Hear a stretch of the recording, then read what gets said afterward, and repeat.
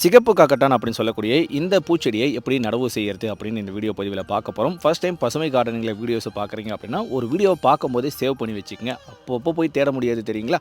அந்த முக்கியமான விஷயம், இந்த மாதிரி கார்டனிங் டிப்ஸ் உங்களுக்கு வேணும் அப்படின்னா மறக்காமல் ஃபாலோ பட்டனை தட்டி வச்சுக்கோங்க. நர்சரிலேருந்து வாங்கிட்டு போகக்கூடிய இந்த சிகப்பு காக்கட்டான் செடிகள் இந்த மாதிரி சின்ன கவரில் வந்து கொடுத்துட்ருப்பாங்க.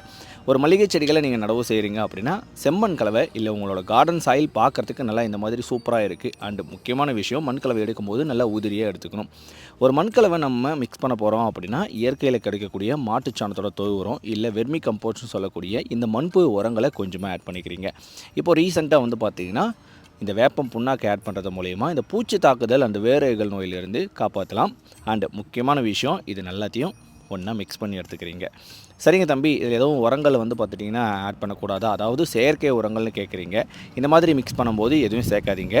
இந்த மாதிரி சிகப்பு காக்கட்டானுக்கு போதுமான சைஸோட பாட் அப்படின்னா 10 இன்ச்சுக்கு மேலே எடுத்துக்கலாம்.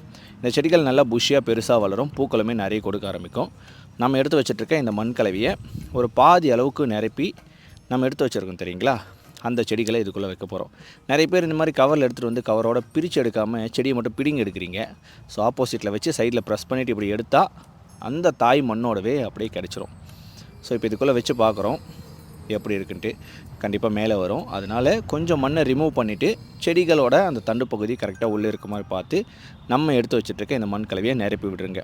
ஒரு செடிகளை நடவு செய்கிறது அப்படின்றது ரொம்ப ஈஸியான விஷயம். ஜஸ்ட் வந்து பார்த்திங்கன்னா ஒரு 1.5 நிமிஷத்தில் உங்களுக்கு இந்த வீடியோ பதிவில் நான் சொல்லியிருப்பேன்.